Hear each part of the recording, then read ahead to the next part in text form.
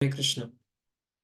So the first step in getting this Jnana Chakshu is offering our prayers to spiritual master.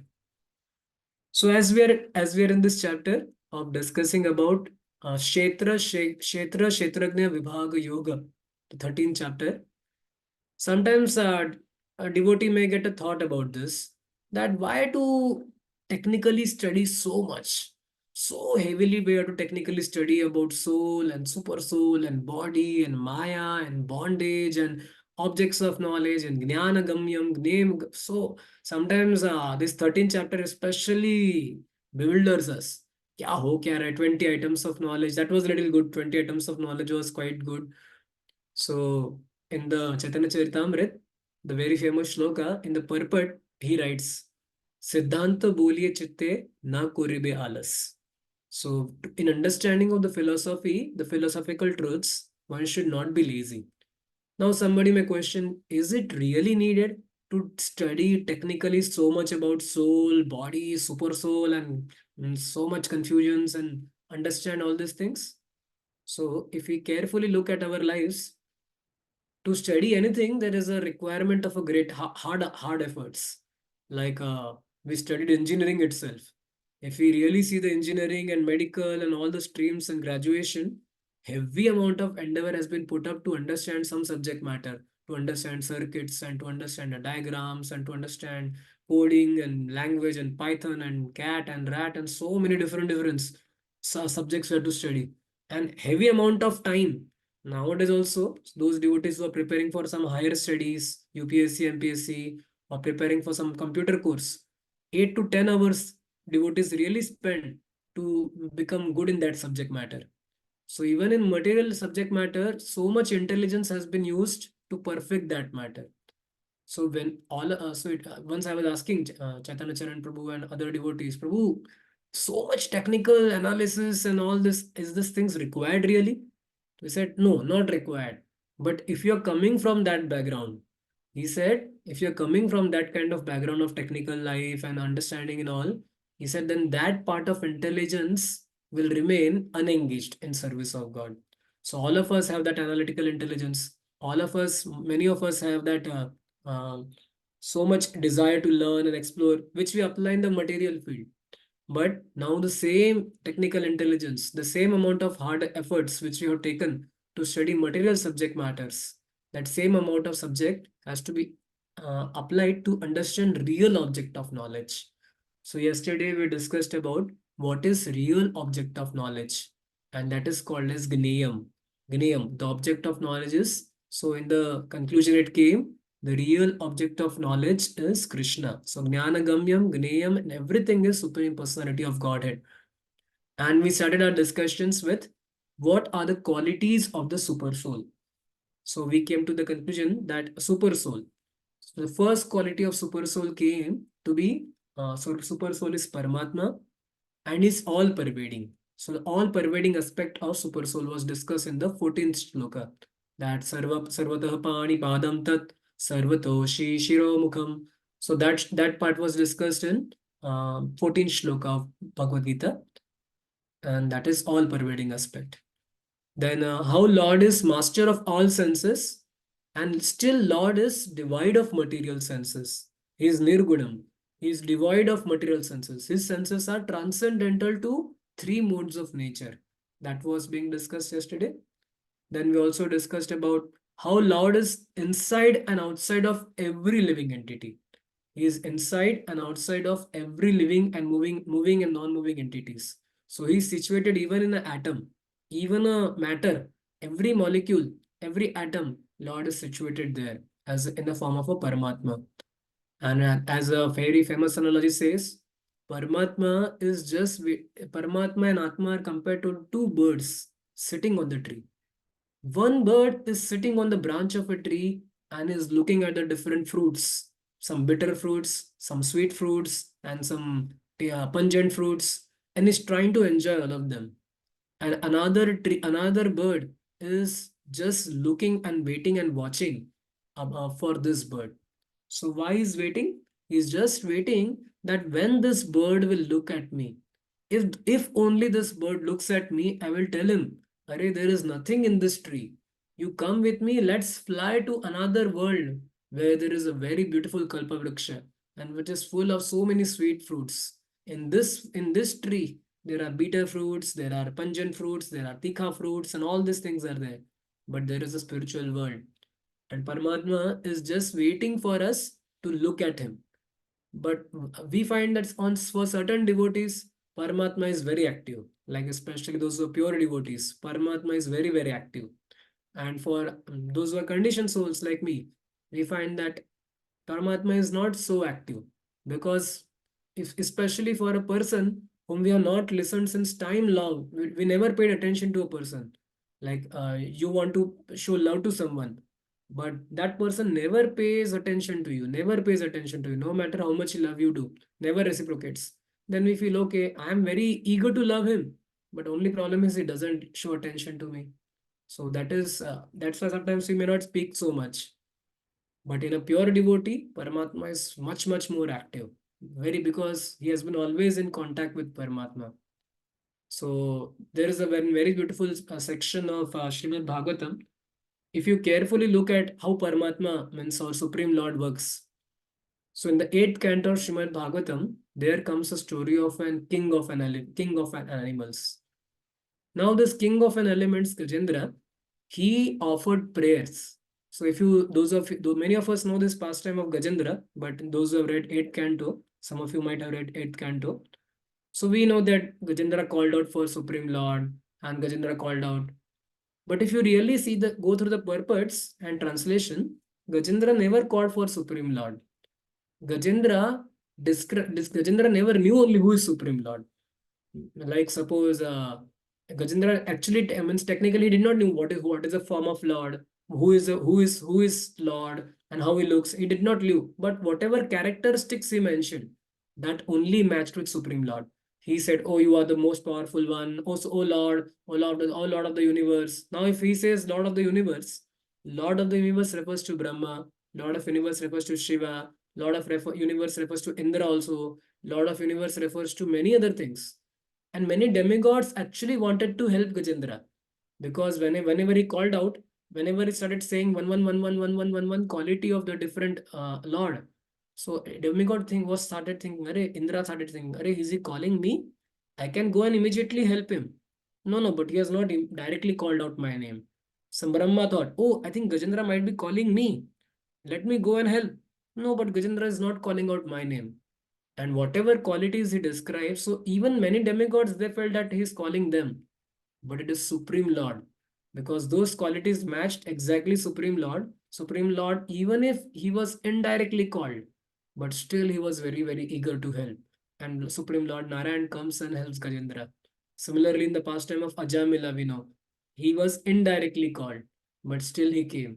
Putana, in case of Putana, she was indirectly service was done, but he's always ready to reciprocate.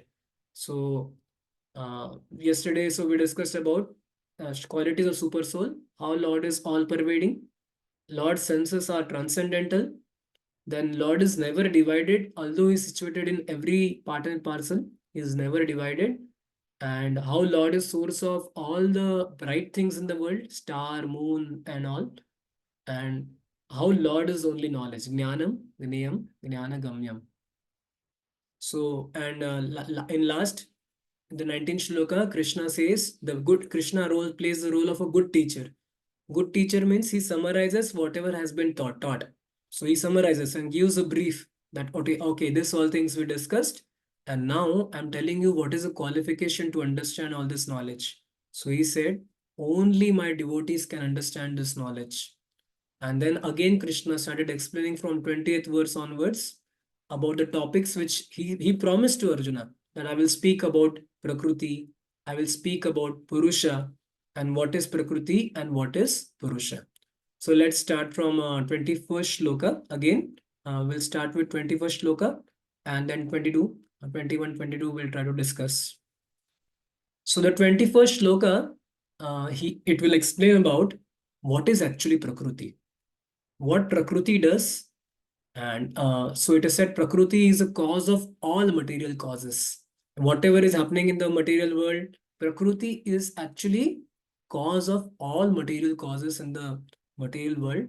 And Jiva is the cause of his own happiness and distress. So he said Jiva is only cause of his happiness. Don't think that Prakriti is causing problem, but Jiva itself has chosen to be in happiness or distress. And what is the relationship between Jiva and Prakriti? So we'll again recite 21st shloka and then we'll go ahead.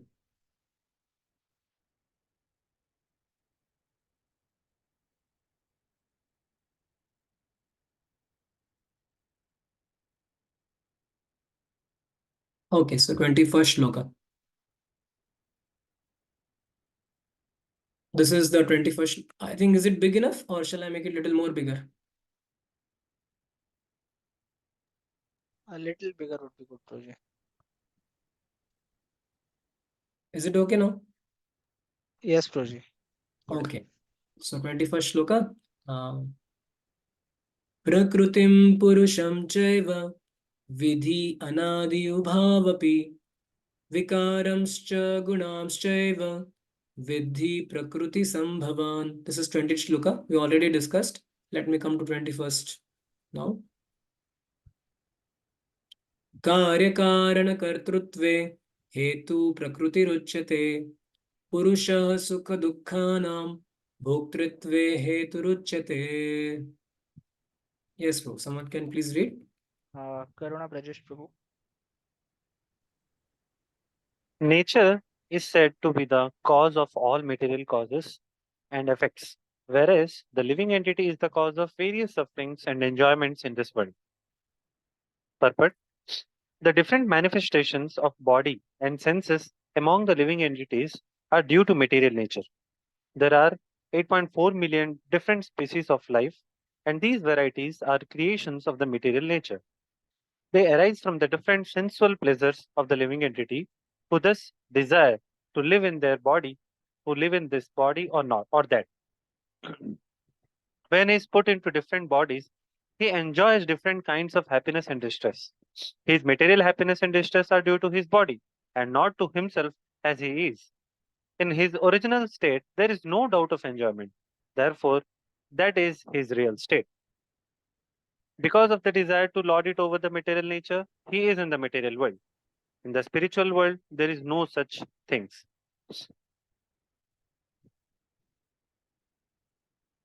No such thing. The spiritual world is pure, but in the material world, everyone is struggling hard to acquire different kinds of pleasure for the body. It might be more clear to state that this body is the effect of senses. The senses are instruments for gratifying desire. Now, the sum total, body, and the instrument senses are offered by material nature. And as will be clear in the next verse, the living entity is blessed by the damned with circumstances according to his past desires and activities.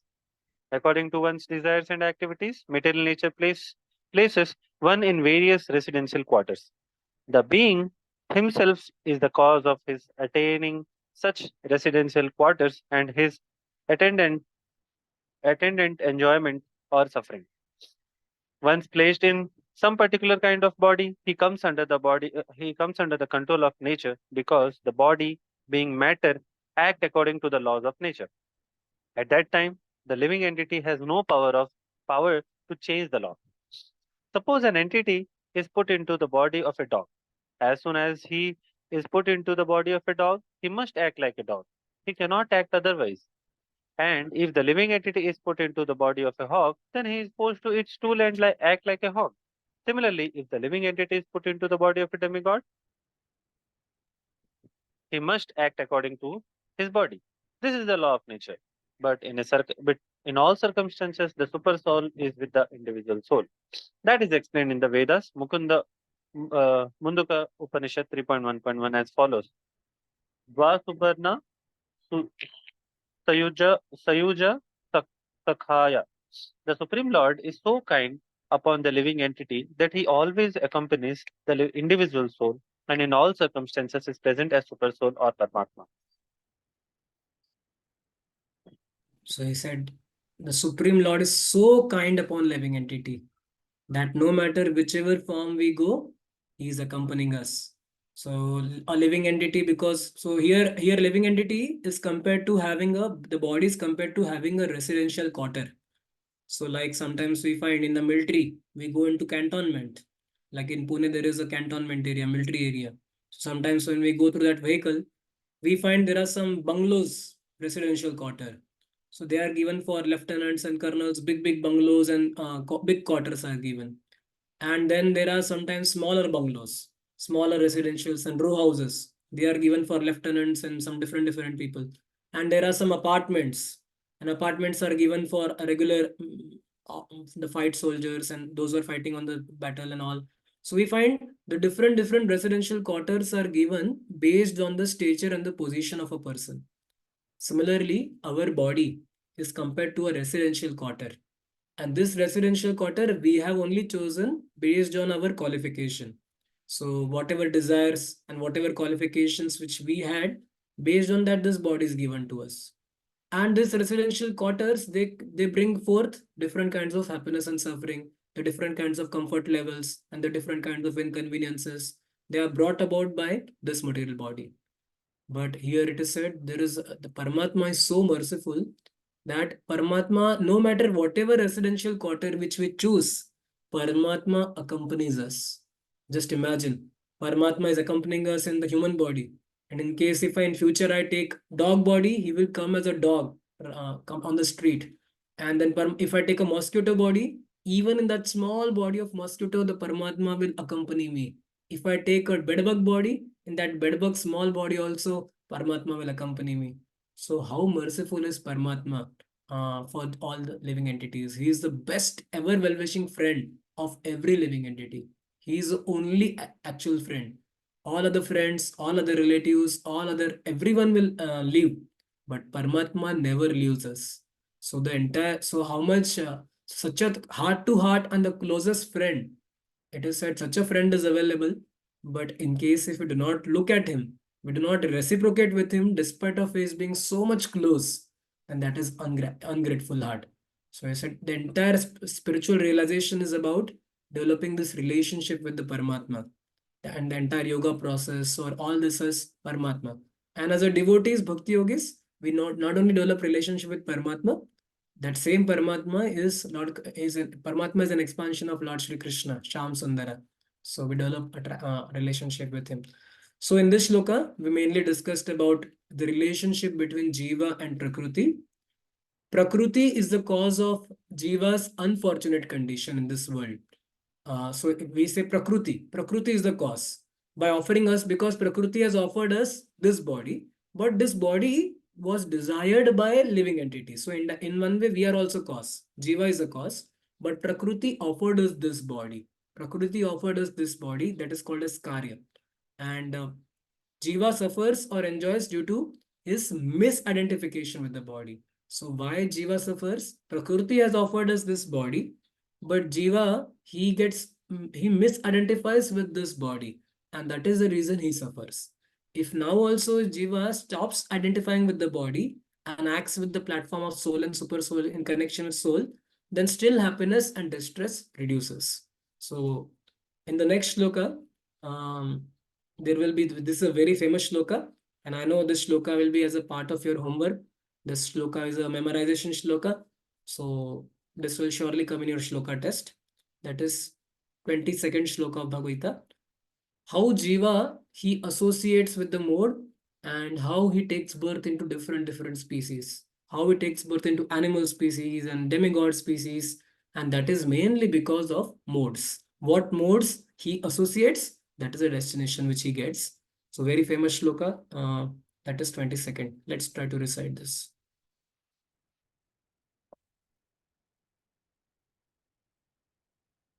पुरुषः प्रकृतस्थो हि भुङ्क्ते प्रकृतिजान् गुणान् कारणं गुणसङ्गोऽस्य सद् असद्योनिजन्मसु पुरुषः प्रकृतिस्थो हि भुङ्क्ते प्रकृतिजान् गुणान् कारणं गुणसङ्गोऽस्य सद् असद्योनिजन्मसु पुरुषः प्रकृतिस्थो हि भुङ्क्ते प्रकृतिजान् गुणान् कारणं गुणसङ्गोऽस्य Sad asat yoni janmasu.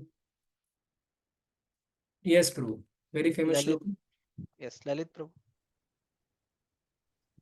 Yes. Translation: the living entity in material nature thus follows the ways of life, enjoying the three modes of nature. This is due to his association with that material nature. Thus, he meets with good and evil among various species. Yeah, so Purport. basically how the transmigration of soul will happen, as we discuss in second chapter, that will be discussed. You can quickly read, Prabhu. This is, yeah. This verse is very important for an understanding of how the living entities transmigrate from one body to another. It is explained in second chapter that the living entity is transmigrating from one body to another just as one changes dress. This change of dress is due to his attachment to material existence. As long as he is captivated by this false manifestation, he has to continue transmigrating from one body to another. Due to his desire to lord it over material nature, he is put into such undesirable circumstances. Under the influence of material desire, the entity is born sometimes as a demigod, sometimes as a man, sometimes as a beast, as a bird, as a worm, as an aquatic, as a saintly man, as a bug. This is going on, and in all cases, the living entity thinks himself to be the master of his circumstances, yet he is under the influence of material nature. How, how he is put into such different bodies is explained here. It is due to association with different modes of nature. One has to rise, therefore, above the three material modes and become situated in the transcendental position. This is called Krishna consciousness. Unless one is situated in Krishna consciousness, Unless one is situated in Krishna consciousness, his material consciousness will oblige him to transfer from one body to another because he has material desire since time immemorial. But he has to change that conception. That change can be effected only by hearing from authoritative source. The best example is here. Arjuna is hearing the science of God from Krishna. The living entity, if he submits to this hearing process, will lose his long cherished desire to dominate material nature, and gradually and proportionately, as he reduces his lifelong desire to dominate, he comes to enjoy spiritual happiness. In a Vedic mantra, it is said that as he becomes learned in association with the Supreme Personality of Godhead, he proportionately relishes his eternal blissful life. So if you carefully look, this is the seed of like what is the major cause for living entity changing the body? The major cause of living entity changing the body is this association with the material nature and especially the modes of material nature. So I said this is because of the person, because he's under modes, he's associating with the modes, and that is causing him to go into different species. So if you carefully look, all whatever the difficulties the living entity is facing, mainly the root is modes only. Like sometimes, like a common problem which sadhaka faces. A sadhaka is facing the problem of hankering. Hankering is which mode? Hankering is mainly which mode? If you categorize everything as the three modes, hankering is which mode? Passion. Passion. Then if you categorize dullness, dullness is which mode? Ignorance. Ignorance. Ignorance. So dullness, lethargy, and the desire to give up, the desire to. So we generally suffer from this all difficulties. There is a passion, there is a heat, and there is anger, and there is jealousy. If you technically compare all these things, mainly this is because of, so every day the mainly this is just, we are just playing between these three modes: passion, goodness, ignorance, passion, goodness, ignorance. So if now somebody has understood this very clear knowledge that passion and ignorance lead to frustration, passion and ignorance lead to suffering, passion and ignorance always trouble us. Now, if getting this information, a living entity has to make a special effort that he comes in goodness, because goodness is a steady platform. Goodness helps a person to remain happy and satisfied. Like we find many times we are dissatisfied in the life. The root cause is we are not in the goodness, we are in passion or ignorance. So getting this information, now there is a need of a special effort to come to the mode of goodness. Otherwise, if you see the most of the difficult challenges which come in the life of sadhaka, are mainly because of sometimes we are overpowered. Sometimes or majority of the times we are overpowered by the modes. Like feeling sleepy in the japa, feeling sleepy in the morning program, feeling drowsy, not feeling frustrated, feeling confused, feeling all these things, not able to do being not able to do good sadhana, not able to do any proper take initiatives, not able to balance. So all these are problems mainly because of we are either situated in the goodness, passion, or ignorance. Now, there comes the importance of goodness. So, if you see, three modes are deciding everything. Ignorance, lower species. Passion, maybe the demigod or the higher species or the middle species. And goodness, much more higher species, even more than demigods and even higher. So, if you carefully look, this subject matter which has been touched upon here, now this will become the seed for the next chapter. So, upcoming verses. So, the next chapter is which one? All of you know. What is the 14th chapter of Bhagavad Gita? 14th chapter of Bhagavad Gita is about mainly discussion about Three modes modes, of material three nature. modes of material nature. So now you see the subject matter is developing here. Krishna is telling Arjuna about three modes. Why? What is the cause of bondage? An amazing thing, one of the very amazing point which I liked in this purport is about how how one can change the conception. So he said this conception can be changed. One can become transcendental these three modes. He said the first step comes is hearing process. So he said Arjuna was in the mode, Arjuna was depressed, Arjuna was confused, and immediately when he got this Divya Gnan, he was transmuted to goodness and more than that, pure goodness. So hearing process plays the most important role and which will change the long cherished desire to dominate material nature. So we have all of us have long cherished desire to dominate material nature. And when the hearing process becomes very strong, so actual nishtha, actual steadiness means steadiness in hearing and chanting. So whenever we say he has raised to the platform of nishtha, sometimes we say, na, Prabhu is a Naishtika Bhakta or is nishtha. So nishtha means when the bhajan kriya process becomes very steady. Sometimes we say nishtha means we have a different understanding of nishtha. We say अरे प्रभु इसके सब अनर्थ निकल जाने चाहिए, इसके सब कुछ प्योर ड्यूटी बन जाना चाहिए. That okay, that are the symptoms, external symptoms by which we judge. But most important, how to judge whether someone is in Nishtha stage or not is how steady is in his practice of sadhana elements in the sadhana or bhajan kriya. How steady his bhajan kriya has become. And that is the way. Bhajan kriya, the bhajan kriya is regularly able to chant, is regularly able to do morning program very nicely, is regularly able to read. So how steady a person has become in the process of bhajan kriya, that is actual Nishtha. So everything is affected by this hearing process. So hearing process is very, very important. So in the next shloka now, as we are going to the 23rd shloka. So in this shloka, basically we discussed about 22nd, how Jiva transmigrates from one body to another. That is mainly because of soul is changing body because of modes. And now very famous shlokas are going to come. So this are all Rattawala shlokas. So these are like, I can say you can try memorizing right now only.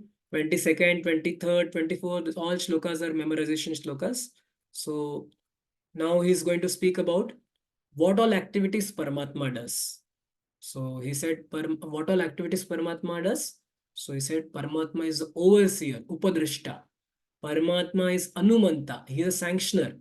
And he is Bharta, he is a supreme master. He is Bharta, Bhokta, he is enjoyer. And he is Maheshwara, he is real proprietor of everything. So the characteristics of super soul that as being real Purusha is being mentioned in this 23rd shloka. Yes, Prabhu. Let's read 23rd. उपद्रष्टानुमन्ता च भर्ता भोक्ता महेश्वर परमात्मेति चाप्युक्तो देहेऽस्मिन् पुरुषः पर उपद्रष्टा अनुमन्ता च भर्ता भोक्ता महेश्वर परमात्मेति चाप्युक्तो देहेऽस्मिन् पुरुषः पर उपदृष्टा अनुमन्ता च भर्ता भोक्ता महेश्वर परमात्मेति चाप्युक्तो देहेऽस्मिन् पुरुषः पर. Mohan Sakha Prabhu. Yet in this body there is another, a transcendental enjoyer, who is the Lord, the supreme proprietor, who exists as the overseer and permitter, and who knows and who is known as a supersoul. Purport. It is stated here that the supersoul, who is always with the individual soul, is the representation of the Supreme Lord. He is not an ordinary living entity because the monist philosophers takes the knower of the body to be one. They they think that there is no difference between the super soul and the individual soul. To clarify this, the Lord says that he is represented as a Paramatma in every body. He is a different from the individual soul. He is the para transcendental. The individual soul enjoys the activities of particular field, but the super soul is present not as a finite enjoyer nor as one taking part in bodily activities, but as the witness, overseer, permitter, and supreme enjoyer. His name is Paramatma, not Atma, and he is transcendental. It is distinctly clear that the Atma and Paramatma are different. The Supersoul, the Paramatma, has legs and hands everywhere, but the individual soul does not. And because the Paramatma is the Supreme Lord, he is present within to sanction the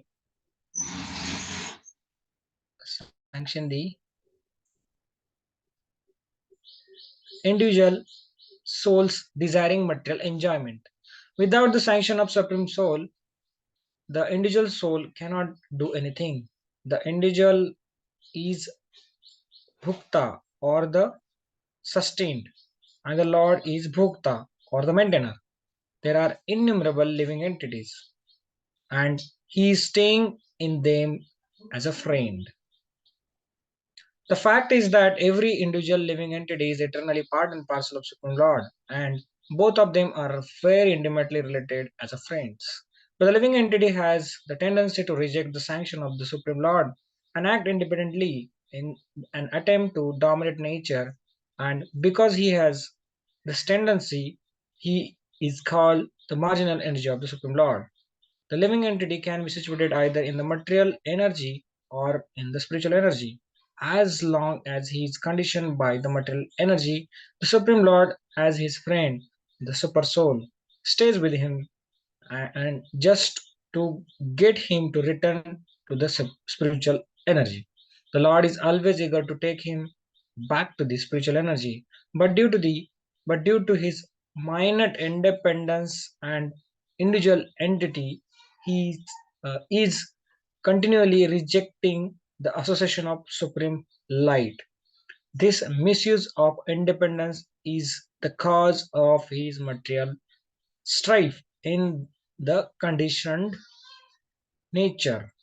The Lord, therefore, is always giving instruction from within and from without. From without, he gives instruction as stated in Bhagavad Gita, and from within, he tries to convince the living entity that his activities in material field are not conducive to real happiness. Just give it up and turn your faith towards me, then you will be happy. He says, thus, the intelligent person who places his faith in Paramatma or the Supreme Personality of Godhead begins to advance towards a blissful eternal life of knowledge.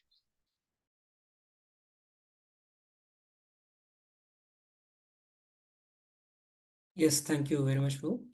So the one statement which comes here is Lord is situated within and without. So Krishna is trying to help us from within and Krishna is trying to help us from without. So in within, he is situated as Paramatma, and without, Krishna comes in form of a spiritual master.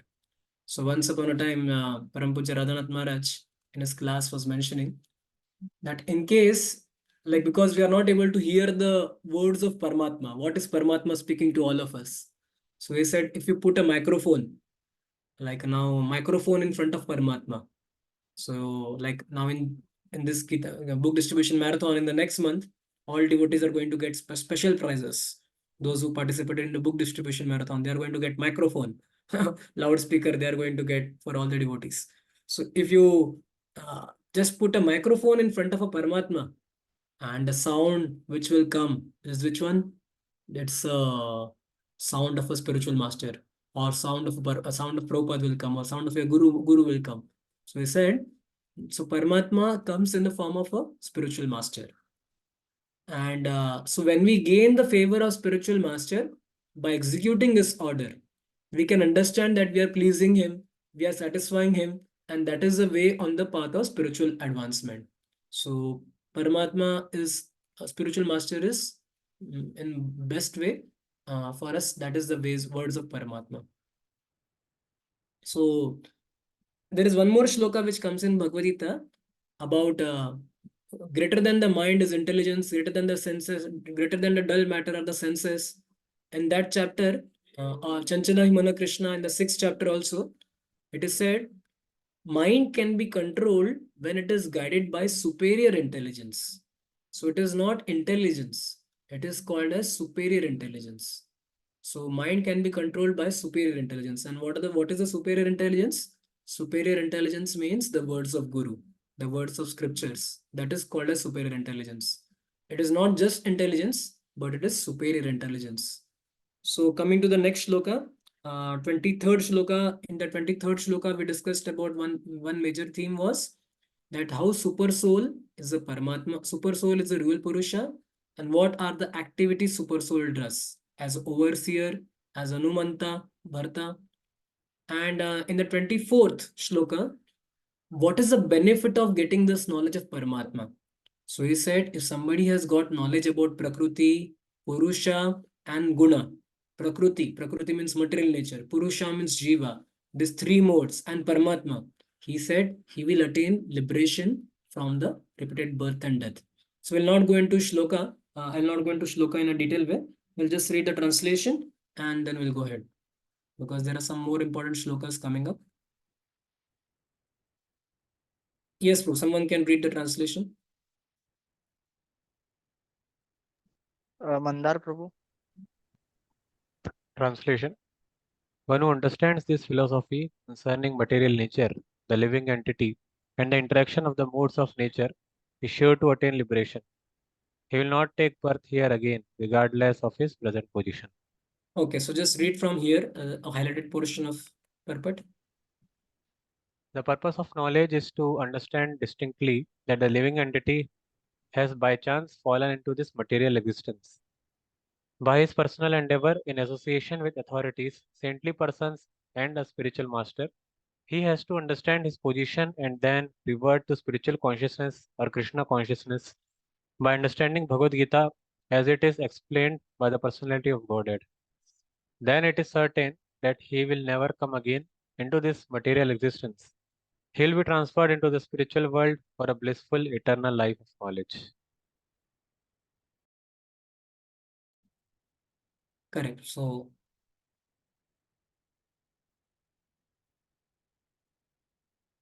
yes, bro. So we go to the next verse. So till now, if you see, in this all shlokas, the result of the knowledge, one will attain liberation from repeated birth and death.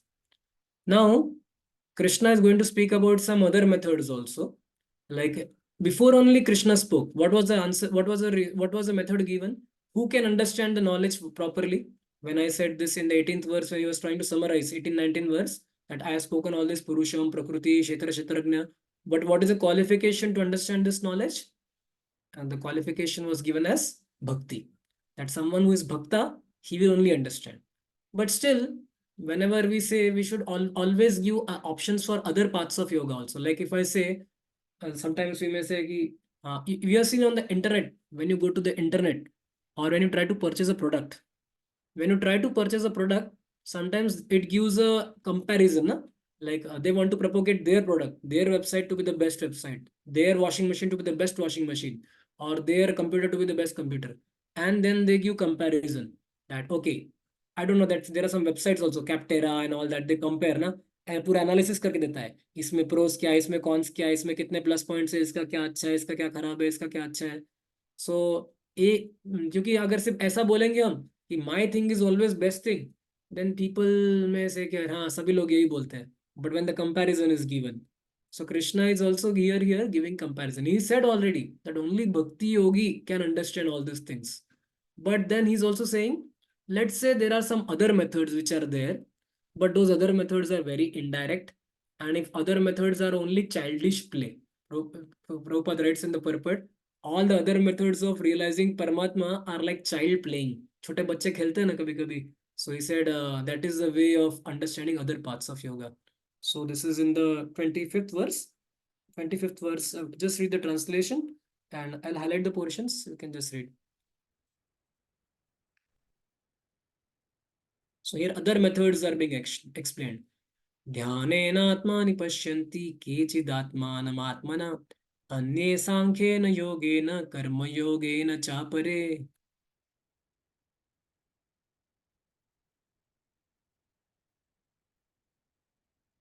Translation. Mridul Krishna Prabhu. Some pursue the super soul within themselves through meditation, other through the cultivation of knowledge, and still others through working without productive desires. Yeah, so basically he says some people try to realize Paramatma through dhyana or Ashtanga yoga. Ashtanga yoga means ayam, niyam, asan, dharana, pranayam, ayam, niyam, asan, pranayam, asan, yoga, yam, niyam, asan, pranayam, dharana, dhyan, samadhi, and all that 8 limbs which come. So some people by Sankhya yoga.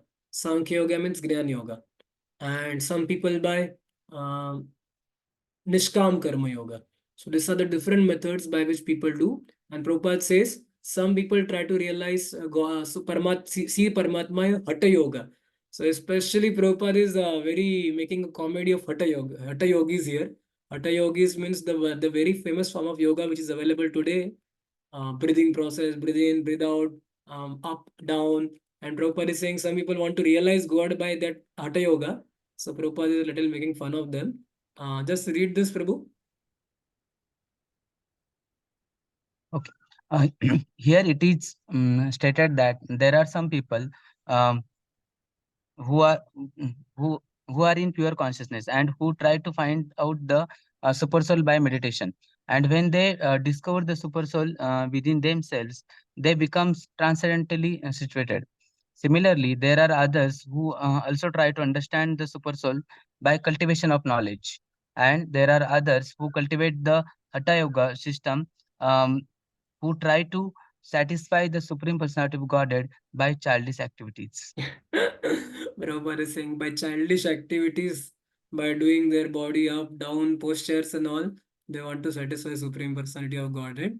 That is also bona fide yoga, but Prabhupada is saying it's a childish activity. So other methods are mentioned, but again Krishna will say, see, as I said in the website, what happens? They say this all products are there, Dell laptop, HP laptop, Lenovo laptop, and Apple laptop, all comparisons, and later they will give conclusion that our laptop is the best laptop.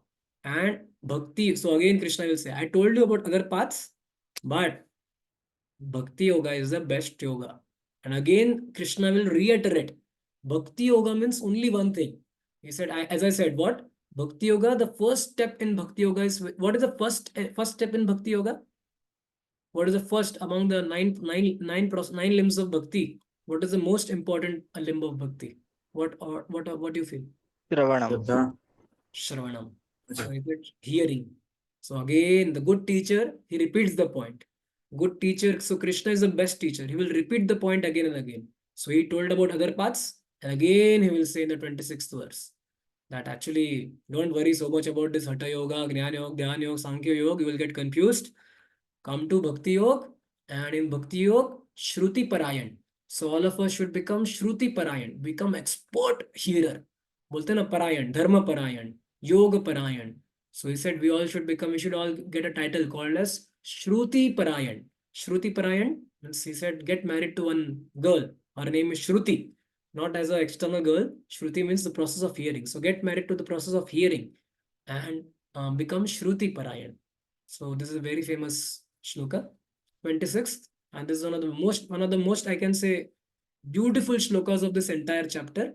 That is 26th shloka. Please let's try to read this.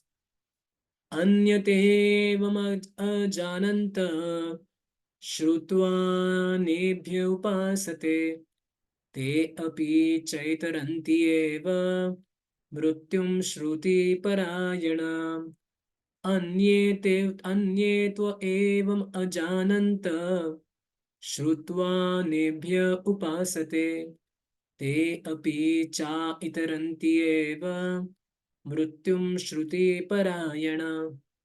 Yes, Prabhu, someone can read 26th. Very important shloka. So Mayapur Vihari Prabhu. this is the way for common people to realize. Prabhupada writes, Krishna is saying to Arjuna, see Baba, in general, Dhyan Yoga, Sankhya Yoga and all Karma Yogas and Nishkam and all, they are very, very difficult process. If you think that you are also common man, struggling with mind, senses and all, so he said, then I am giving you some one of the best ways. And this is any common man can also understand and get the favor of Lord by this process. So this is 26 shloka.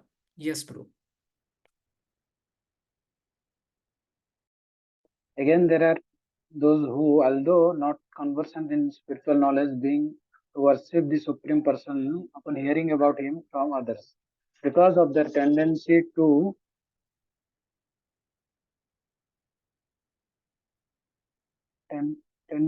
hear from authorities, they also transcendence the path of birth and death. Purport.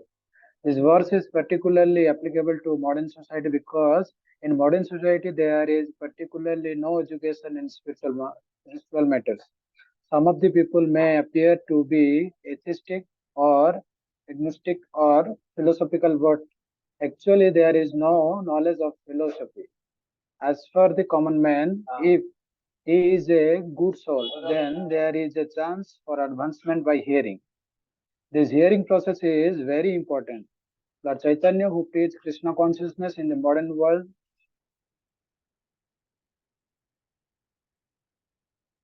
gave great stress to hearing because if the common man simply hears from authoritative source, he can progress. Especially according to Lord Chaitanya, if he hears the transcendental vibration, Hare Krishna, Krishna Krishna, Hare Hare, Hare Ram, Ram Ram, Hare Hare. It is stated therefore that all men should take advantage of hearing from realized soul and gradually become able to understand everything. The worship of Supreme Lord will then undoubtedly take place. Lord Chaitanya has said that in this age no one need to change his position, but one should give up the endeavor to understand the absolute truth by speculative reasoning. One should learn to become the servant of those who are in knowledge of the Supreme Lord. If one is fortunate enough to take shelter of a pure devotee, hear from him about self realization, and follow in his footsteps, one will be gradually elevated to the position of a pure devotee.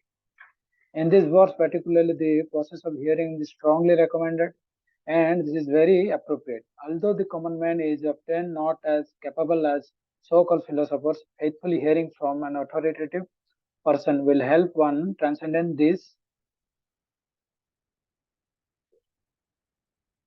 material existence and go back to God, back to home. So beautiful shloka. So Prabhupada is saying for a common man, because common man people are busy with so many different things and they don't have that time and they'll not be able to speculate and all. That's very tough.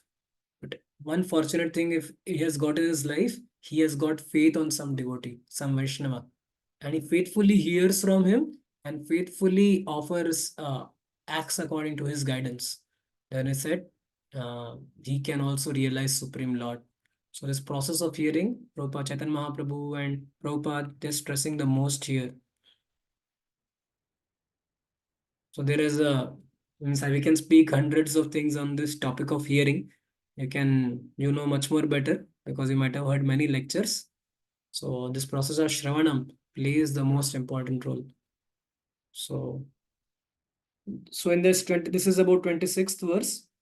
So no, Chaitanya Mahaprabhu is also saying, no need to change the position, but give up the endeavor to understand absolute truth by speculative reasoning. One should learn to become servant of those people who are learned in the knowledge. And he said, if one is fortunate enough to get the shelter of pure devotee, then he will become pure devotee very soon. So now coming to the 27th shloka. Now we are coming to the ending of this chapter. So Krishna has answered all the 6 questions that Arjuna had asked in the first shloka, 13.1.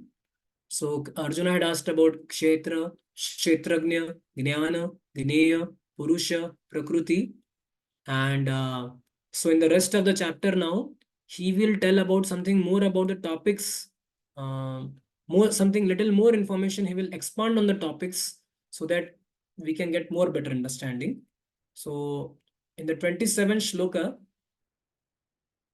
again he's elaborating and focusing on the same topic which he's summarizing again and again, at what is Prakriti, what is Purusha, and how the combination of Prakriti and Purusha happens.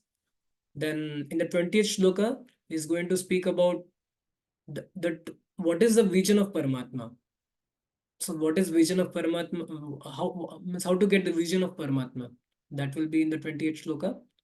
And result of seeing Paramatma. Result of seeing Paramatma, it will be that he will never be degraded. And the last shloka, the last 35th shloka, will speak about Falashruti. That those who have got this Gnana Chakshusha, what will be the Falashruti? So now we'll go quickly. We'll just read some shlokas and translations. We'll go a little more quicker. So 27 shloka. Just read the shloka and translation.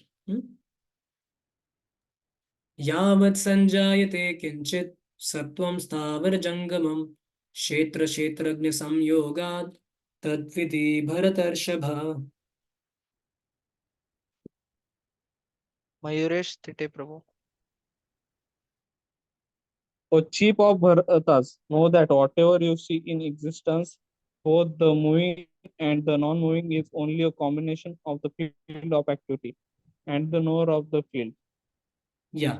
So whatever you see in existence is combination of field of Kshetra and Kshetragnya.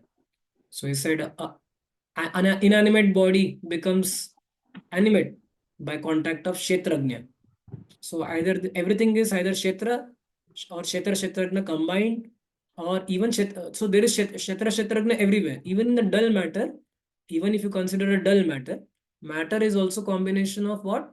Kshetra and Kshetragnya. How a dead matter is also combination of Kshetra and Kshetragnya?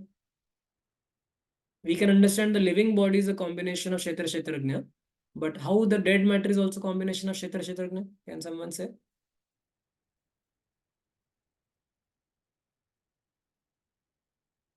So Kshetra and Kshetragnya are there even in the dull matter. How?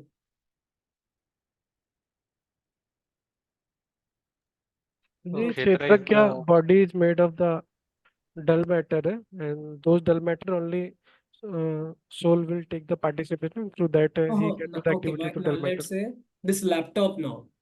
This laptop, I'm speaking through, it also has Kshetra and it also has Kshetragnya. How? So Bhuji Kshetra is the user and the laptop is himself is the Kshetragya. Okay, Aman Prabhu? Prabhuji, because in atoms and everywhere, Paramatma is still present. So here two people are there. Your dull matter, Kshetra is there, body is there. Kshetragnya is which one? Super soul is there. Super soul is there in almost every atom. But in the living entity, Jiva, when Jiva comes into a living being, there are 3 people, Kshetragnya, and one more Kshetragnya. Super soul. So super soul is there everywhere. So here it is said everything in this world is a combination of Kshetra and Kshetragnya. Whether it is mountain, whether it is hill, whether any combination is without the touch of superior nature, nothing can grow. So he said that is combination of Kshetra and Kshetragnya. So in the 28th shloka now, 28th shloka is speaking about what is a true seer's vision of Paramatma. So one who is truly seeing how he sees Paramatma.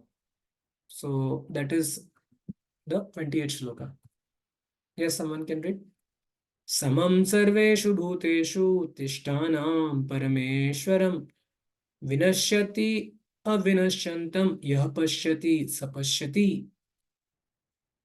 Saumya Saurabh Prabhu.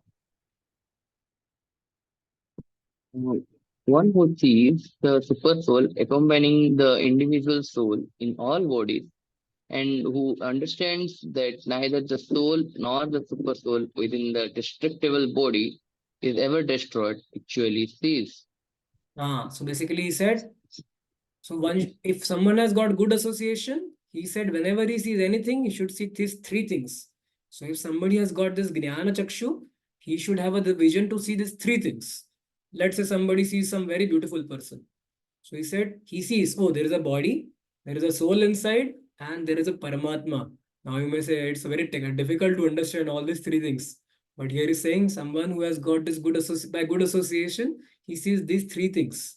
That, oh, this is a body, that is Kshetra. There is a living entity inside it who has got this body because of his past desires and karma. And there is a super soul accompanying in that body also. So he said, if this seeing these three things, that is called as, he's saying, actually, such a person is called as actual in knowledge. And those people who see only the body, those who are fascinated only by the body, and they think that when body is destroyed, everything is finished. So he said they are not actually seeing only. They do not know how the things are happening. Like, so see these three things. Okay, the next shloka, 29 shloka. Samam pashyam hi sarvatra samavashtitamishwaram nahi hinasti atmanatmanam tato yati param gatim. Shrikar Prabhu.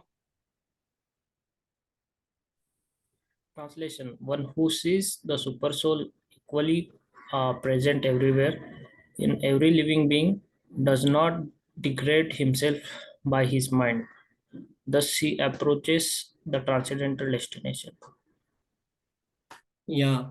So you can just read the last few lines of purport. Here it is said, what is the benefit of seeing these three things?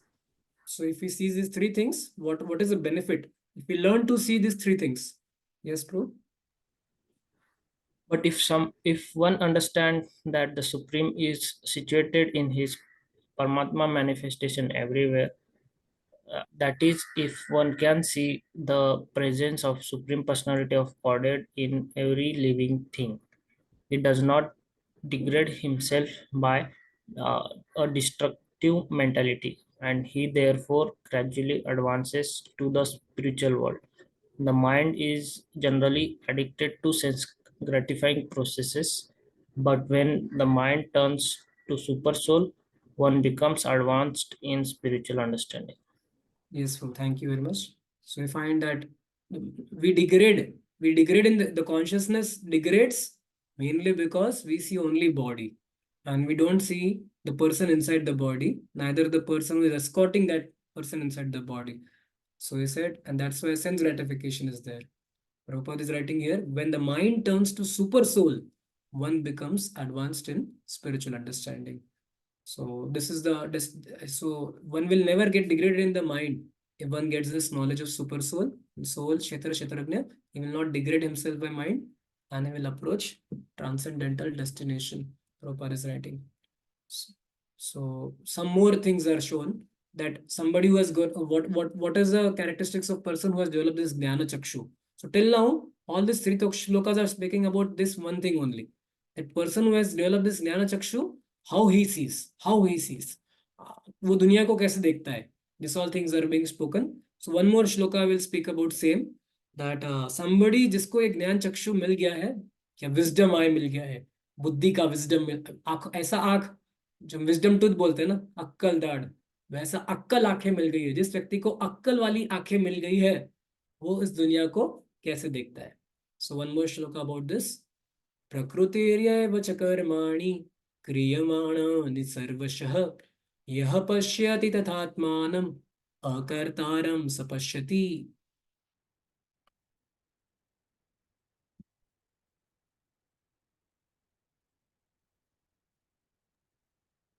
Yes, Prabhu. Someone can read, please. तो मुख विष्णु प्रभु.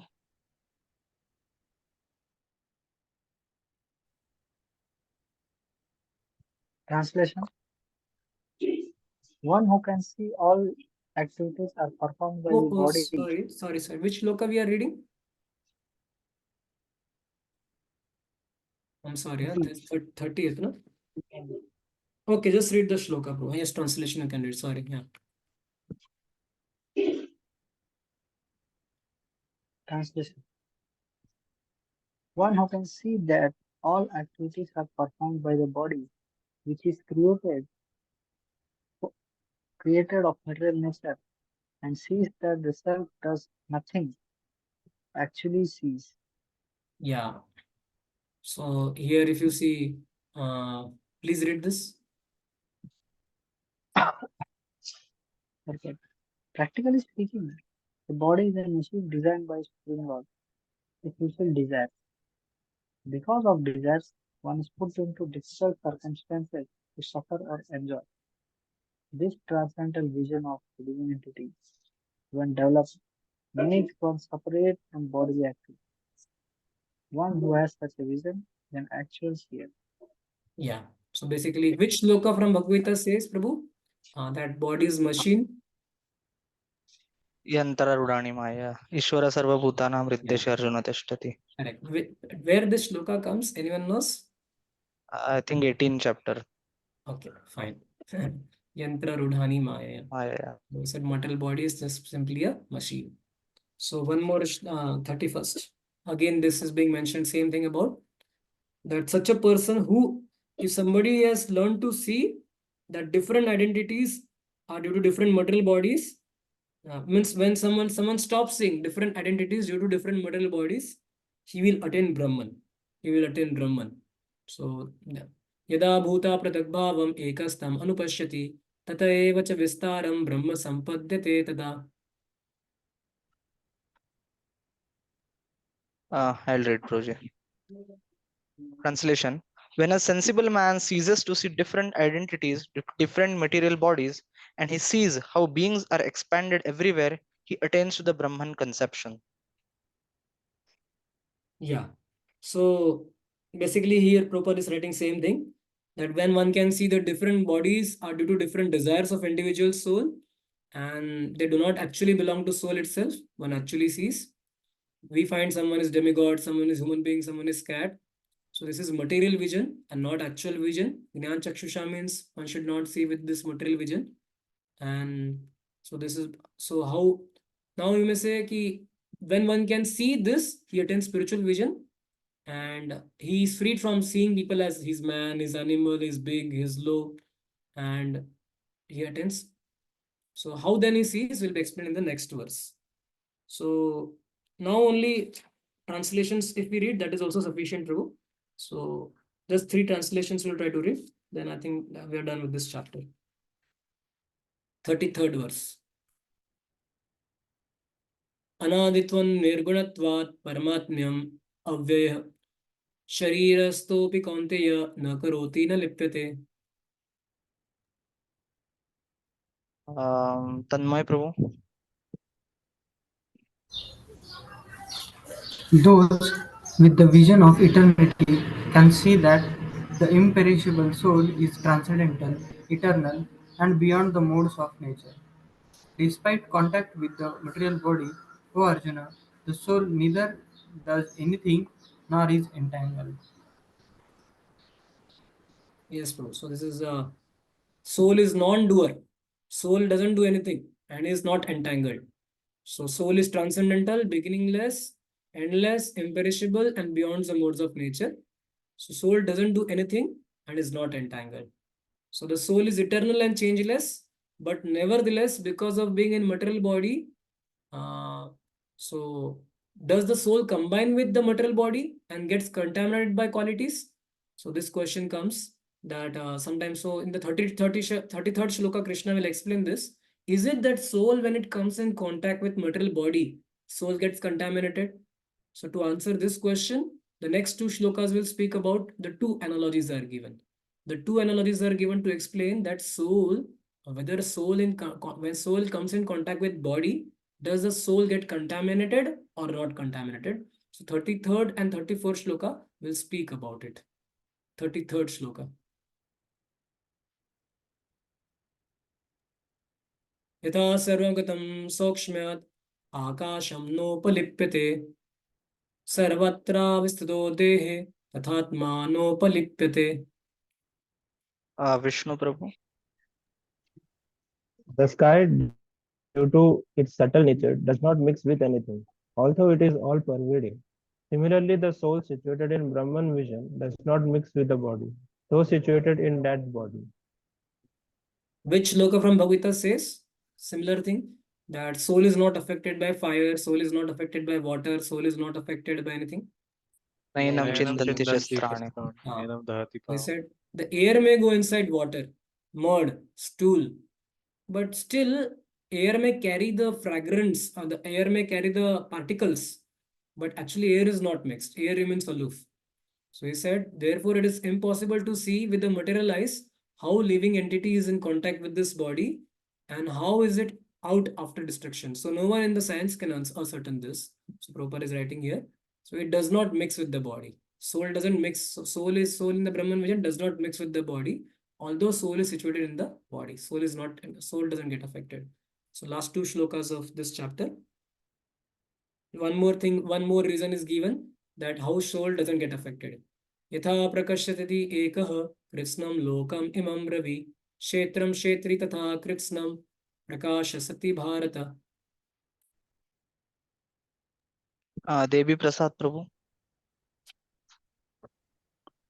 O son of Bharata, as the sun alone illuminates all this universe, so does the living entity, one within the body, illuminates the entire body by consciousness. Yeah. So somebody simply asked, let's say you are given an assignment to explain a very simple, very not much educated person that soul exists. So what do we give? We say, what is the difference between dead body and the living body? We immediately ask this question. So dead body doesn't move, dead body, and what is a living body? So what is the difference? That's Atma. So it says soul is illuminating this entire universe. Soul is illuminating the living entity, and entire body gets consciousness by soul. And the Falashruti. So now whatever last 4 sessions we discussed, what is the Falashruti of knowing all these things? So this is the concluding shloka of this chapter.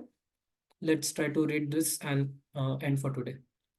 Kshetra kshetragnayorevam antaram jnana chakshusha bhuta prakriti moksham cha ye viduryanti te param. I already did. We are at the end of the list. Okay. Those who see with the eyes of knowledge the difference between the body and the knower of the body, and can also understand the process of liberation from bondage in material nature, attain to the supreme goal. So you can read the second paragraph onwards. Yeah. A faithful person should at first have some good association to hear of God and thus gradually become enlightened. If one accepts a spiritual master, one can learn to distinguish between matter and spirit, and that becomes the stepping stone for further spiritual realization. A spiritual master, by various instructions, teaches his students to get free from the material concept of life. For instance, in Bhagavad Gita, we find Krishna instructing Arjuna to free him from materialistic considerations. One can understand that this body is matter. It can be analyzed with its 24 elements. The body is the gross manifestation, and the subtle manifestation is the mind and psychological effects. And the symptoms of life are the interactions of these features. But over and above this, there is the soul, and there is also the super soul. The soul and the super soul are a two. This material world is working by the conjunction of the soul and the 24 material elements. One who can see the construction of the whole material manifestation as this combination of the soul and the material elements, and can also see the situation of the supreme soul, becomes eligible for transfer to the spiritual world. These things are meant for contemplation and for realization, and one should have a complete understanding of this chapter with the help of the spiritual master.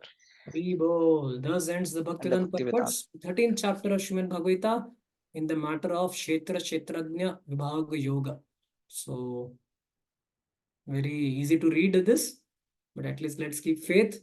And this chapter especially helps for developing Jnana Chakshusha. So the next chapter in the next week, we'll try to discuss about modes, because we studied a lot about modes. That modes are the सारा मेरा सबसे बड़ा दुश्मन जो है वो modes है. तमोगुण और पैशन और रजोगुण मुझे डुबा रहा है, अलग अलग बॉडी दिला रहा है. So how to work upon changing the modes in which we are situated. So that is in the chapter number 14. So thank you very much, Prabhus. So we stop for here today. Devotees can just give their darshan for a few seconds and we'll offer obeisances and we'll stop.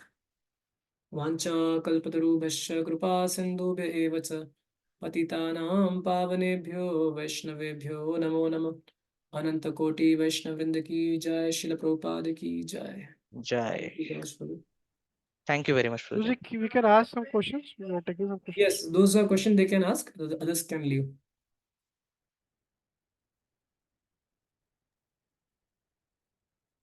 Yes, Prabhu. Uji, last section जो था, in last section you told about the three souls, right? One is in dead matter, one is super soul, and one is soul. So out of that we find out that one main soul will be there who is responsible for everything, the karmic activity, and based on that he gets another body and those things. But in that context we find out, Prabhuji, there are two other souls, like one is dead matter soul and one is super soul. Those does not have any work. So then Dead why matter those two soul? Dead souls matter doesn't have what? Dead matter soul? Okay.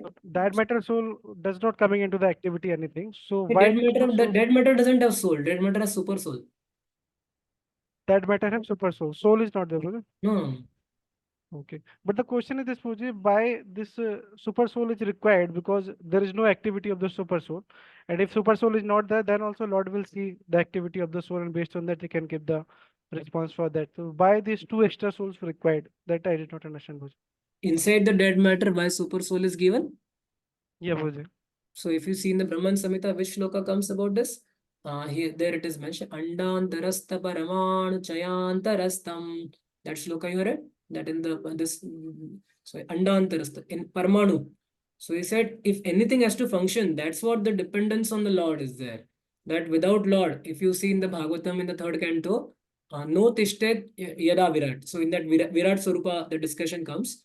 So it is said, the Virat Purusha, and when even the material world was created and the functioning had to be started, he said material world could not function. Nothing could happen unless super soul entered it. In the Samudra Manthan Lila also you see, the churning they had to begin. Churning भी करना है, भगवान चाहिए. Mandar mountain बराबर stop पे खड़ा नहीं रह रहा है, भगवान जो है नीचे अजित अजित की तरह आ गए, ऊपर नीचे कुर्मदेव की तरह आ गए. बाद में भगवान बोल रहे ये भी नहीं हो रहा है. So there is a great dependence on the Lord. So that means even the matter has to function the way it has to function. There is a need of a spirit soul there. That there is a need of a super soul there. So he said that's why super soul is present. All that's why he said super soul is all pervading. Without super soul, even the material universe, there is called as something called as Garbhodakshay Vishnu. So Garbhodakshay Vishnu is matter only, na, in one sense. What is this universe? Matter, earth, water, fire, air, ether. But he said this universe cannot function unless there is a presence of super soul.